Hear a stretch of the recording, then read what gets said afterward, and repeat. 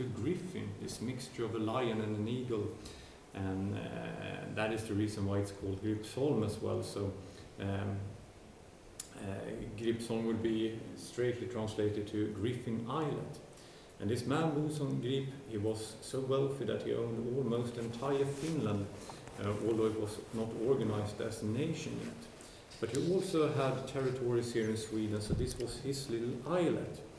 And he had a fortress built here in the 1370s. Then he donated that fortress to another noble family, and they in turn, they donated a building to monks. So they built a monastery out here.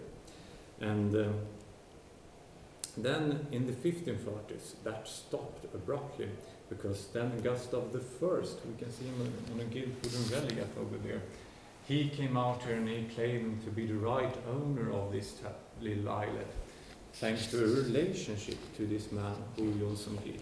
And they were related, but it was a far distance relationship.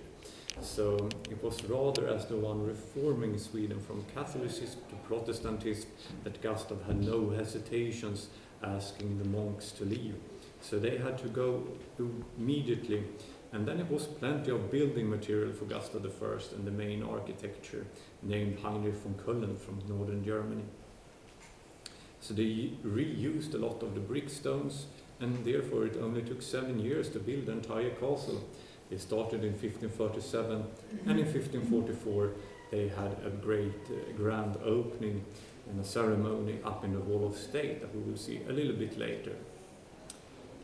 Just as the initial function, this was supposed to be a defense castle, so that explains the very unsymmetric shape.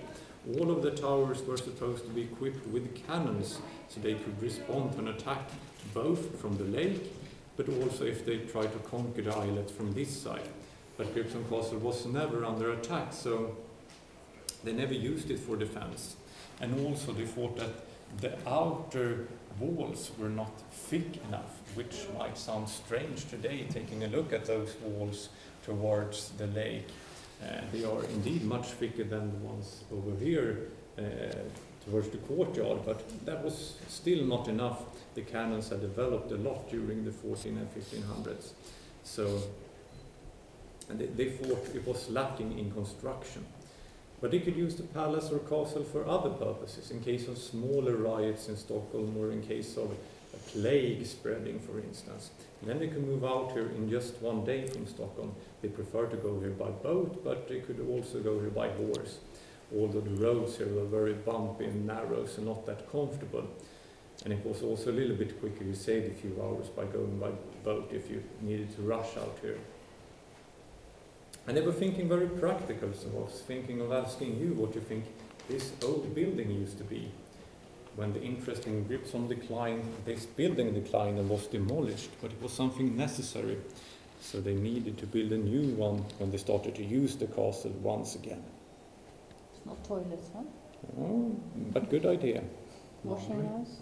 Oh, close. Swimming pool. Fishing? Now it's very close. The kitchen. In the water. Yes. And outside the palace, we had a group from France a while ago, and they were very shocked when my colleague told them that they walked outside with the food. They said, then the food must have gotten cold. And she said, yes, absolutely, but the Swedish kitchen at the time wasn't that developed and not fine dining, so they were used to cold food, and it was so salty anyway, so it wasn't that tasty. But things got better, because when they built the new kitchen, they placed it out here, still separated from the castle. And they did so because they wanted to avoid fires. They often started in the kitchen environment. So they also added more floors to the quarter around the same time, so they could walk inside with the food. So a compromise in a sense. What we see here, decoration-wise in the room, might look older than it actually is. It's mainly traces from a big restoration that took place in the 1890s. Then the idea and goal was to recreate the atmosphere of the 1500s. So the wooden panels the wall painting, the decoration of the ceiling with the frames and the painting, and the floor itself is all from the 1890s. But in a style rather reminding us of Northern German Renaissance. And the architecture of that time, he was inspired by different kind of sources, so these wooden panels were actually picked from a bed as the inspiration source. And the floor, he found similar traces of a floor in a museum in Stockholm, and they had this one recreated in a very close looking style. Some of the paintings in here although are from the 1500s. We have something a bit unusual, the wooden relief showing Gustav I what he looked like. One of few paintings or artistic forms that remains from the days of Gustav I. Most paintings are gone, and maybe not so many were completed. He was married 3 times. 2 of the children resulted, or 2 of the marriages resulted in children. So we have his second wife, with whom he got most children, namely 8 that reached grown age and became adults. 2 of them are also here, but I will not make it too confusing with many names. I will just mention Charles on the other side of the window. His name was Duke Charles, but then eventually he became King Charles IX. But the best preserved room from the 16th century in the room was decorated for him when he was still a duke. So it's called the bedchamber of Duke Charles.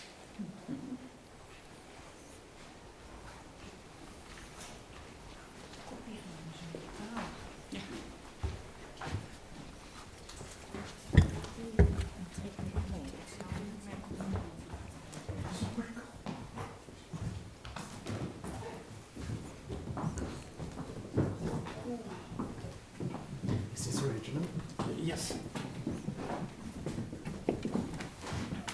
So in this room it's mainly original details such as the wooden panels, the ceiling painting, the little sleeping alcove in the center, also the benches. It's a little toilet on the right side and an open fireplace on the left side.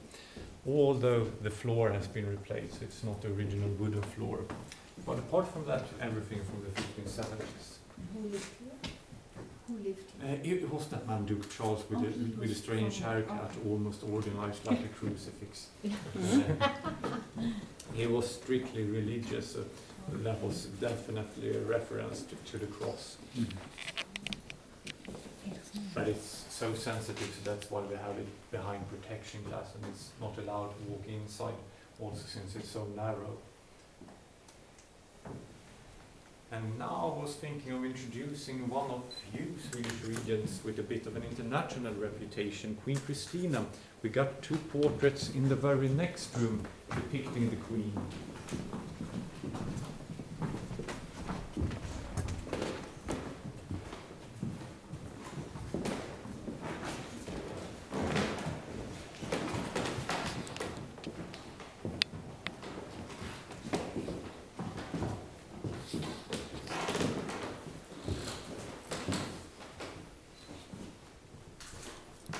Christina was the only child in the family, so she was the only one who could inherit the throne after her father, warrior king Gustav II, passed away out in the fields.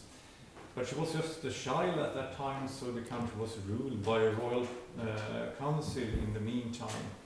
But here we can see Christina at the age of 8, which is hard to believe looking at the way she's dressed and also the powdered hair. Or if it's a wig, we don't know that, but still it's a very exclusive dress that she's wearing, and she's standing in a royal environment. It's the old castle 3 Crowns, located where the current royal palace in Stockholm is placed. Unfortunately, the old 3 Crowns castle burned down entirely in 1697, apart from one of the wings. But then taking a look at this painting and taking a look out of the window, you see something very strange. Alps and mountains, snow-clad in the center of Stockholm. One can wonder if the painter was a bit confused or if he'd never been to Stockholm, but that was not the case. this was rather like a little puzzle piece. So it's filled with puzzle pieces. So at the time when this painting was made, it was made in a number of copies to be sent to different courts around Europe to present Christina. At the time you had no name tags, so you had to use your knowledge instead, coming to the conclusion who's depicted in the painting. So we can start by looking at the dress. It's a very exclusive dress indicating that this must be a wealthy person. What makes her powerful is the fact that she holds her right hand on two silk gloves. And then we see this supposed to be at least environment from Stockholm with the snow-clad Alps. So this is rather like a little lead for the viewer to say, aha, mountains, this must be one of the Nordic countries, if you were not familiar with the flag, because then you probably paid attention to the flag and said, this must be Sweden. And putting that together with the other symbols, you might say, this is perhaps the young lady who's eventually going to become Queen of Sweden. And not that sophisticated symbol use, I would say. So things got way much better when Christina became an adult, because she had high intellectual ambitions as well as cultural and indeed political ambitions too. But here she's portrayed together with the four elements. So somewhere in the painting you will find water, wind, earth and fire. And fire, that was the strongest and most powerful of the four elements. In Roman mythology, Jupiter was the personification of fire, and Jupiter was the mightiest of the gods. But if we start here with the one that's easiest to discover, then we can see wind. It's blowing in this piece of paper that she's holding. She also got to hold on to this part of the dress so it's not flying away. And then she's lightly leaning on this globe, and that was the symbol for earth. And then here in the background you can see a little fountain, and it's streaming water from there, so that was the symbol for water then. And now we're only missing fire, the most powerful personification of Jupiter. And where is fire to be found? Then we have fire right here, Christina herself. Perhaps not that humble, but I think she was quite satisfied with being referred to as the mighty one, as Jupiter. And from Christina, the step is not too far to the largest hall here at the castle, the Hall of State. But then we have to pass by this little gallery that we have ahead of us and then take the staircase to the this was the head of the royal council while Christina was growing up. So he was more like a standing king. And when he was traveling in Europe, negotiating with France, for instance, an ally of Sweden at the time, he was entitled His Excellency. So he was pretty much king at the time, we could say. Not officially, but regarded as very, very powerful. And there are two pictures of... Yes, so it's so two that paintings. you could give one away to another court or something, or not? No, they were made on different occasions. Okay. So he's a bit older in the upper one. But they've both been a part of the collection, the state-owned portrait gallery here. So they just placed him next to Christina because of the relationship between them.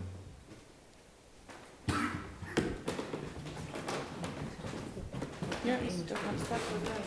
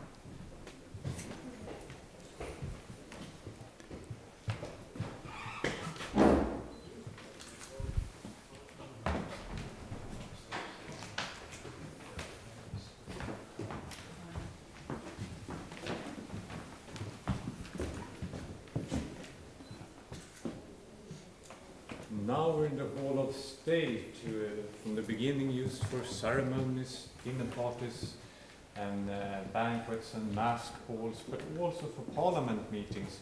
And the throne was most likely placed somewhere here on the right wall. Also at the time the hall was a bit deeper, so it was oval shaped by the end and not square like this. So they wanted to adjust that during the 1890s and make it more square because they felt it was more suiting for a Hall of State. This is also a painting gallery depicting Gustav I over here in the very center, surrounded by his contemporary regents. So this kind of gallery is often referred to as a contemporary gallery. The idea was to show your own regent among his or her contemporary rulers, to show that this country's regent is a part of a bigger context and they belonged in this kind of sentence. The most known of these regents, I would say, is the man on the right side of the throne, Henry VIII of England. The only true original detailing here is most likely the ceiling itself. Otherwise, a lot of details has been replaced. The paintings are repaintings from the 1690s instead of the 1570s, because the original paintings were in bad condition only after 110 years, so they needed to be replaced. And these windows are from northern Germany, for instance, and also the wooden panels, that's a later edition. And it's a room still used today quite frequently. We have speeches and lectures, and here seminars, also musical events with concert that explains the grand piano in the center of the room. And the next great event will be World Children Prize. So that is a foundation where the Queen is the protector over the foundation. So it's a charity event with children from all over the world. So it's often very joyful. It will take place now in the middle of October. From here I was thinking that we could actually, since it's not overcrowded in the castle right now, take a special little way so we can walk this way, and I will open the door for you on the left side.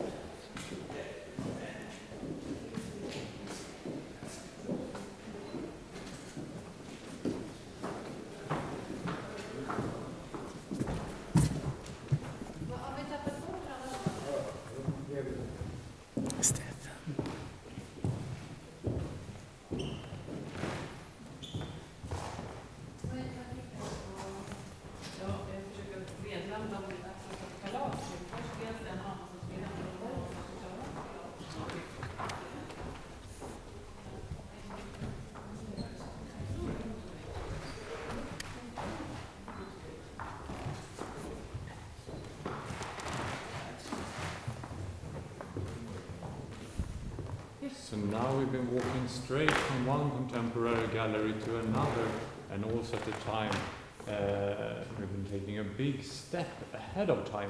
So from the 1500s to the 1700s, the second part of the 700s, to be more specific.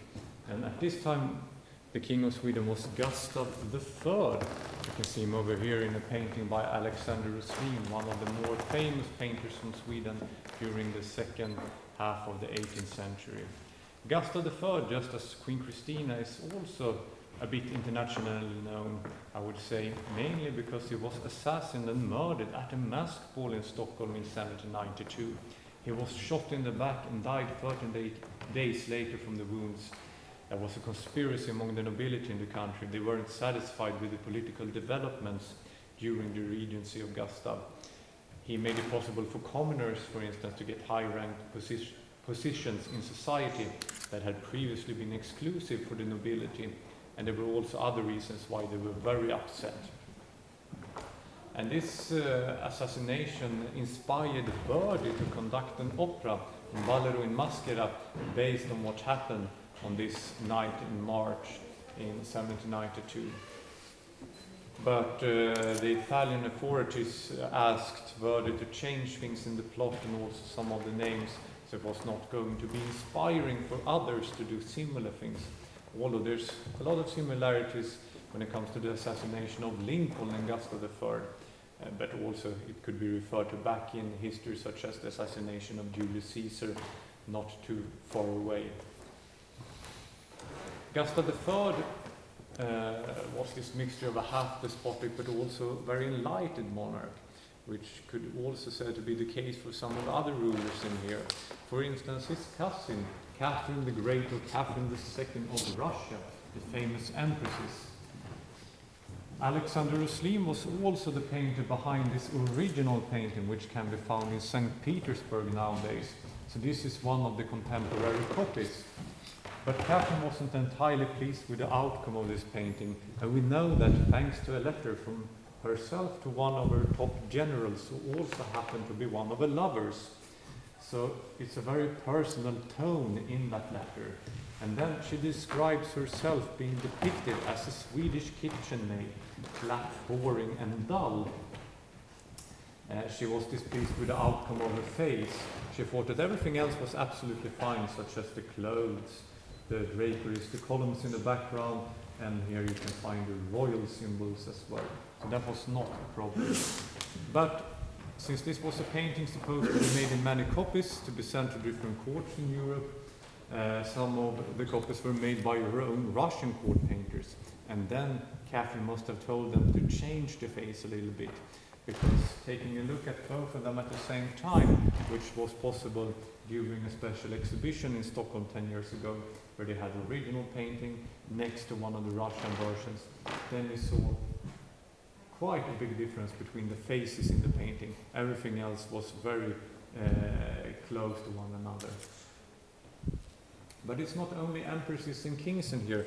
We also got a sultan over on that side, Abdulhamid I of the Ottoman Empire. Sweden traded a lot with the Ottoman Empire at the time. And also had recently established an embassy in Istanbul. Sweden was still in debt too, after Charles XII, a warrior king in Sweden, was a refugee living in the Ottoman Empire for 5 years. So they paid off these debts more than 60 years later. And also we got a pope here, if you take a look right next to Gustav III, Pius VI. He and Gustav III had a really good relationship. Gustav was a guest of Pius in Rome in 1783 and 84, and he was the first Protestant to be allowed to hold a Protestant mass in the city of Rome, so that was something very unique. That was during Easter in 1784. And Pius had a great collection at the Vatican State, which inspired Gustav to create his own collection of antiquities in Stockholm. Also, it probably led the foundation to the National Portrait Gallery eventually.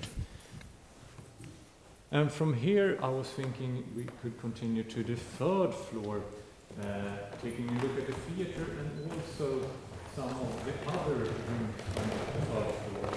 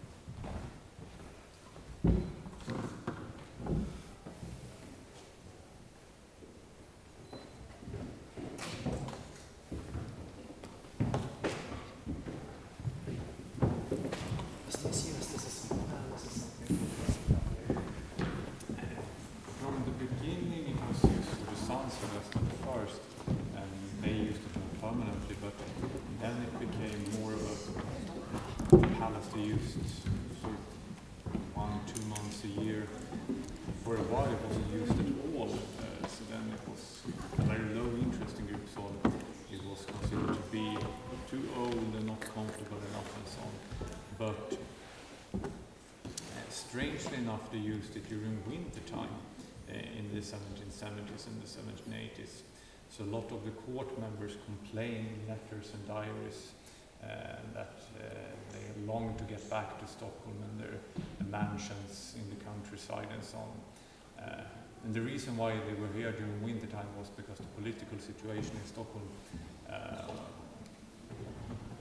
allowed them to be here during winter time. It was not so much to do. The workload was easier upon them during winter time, so that was the main reason. This old tower used to be the church chapel, but it was abandoned more or less in the 1690s because then they started to use the local church instead. It was recently remodeled after a fire accident, so they had a new wing for the kings to use, and the royal family. Queen Dowager donated a lot of very exclusive textiles to the local church. So this room was more or less abandoned and it was a storage for many years, all the way up until the 1770s when Gustav III came out here and thought it was a great idea transforming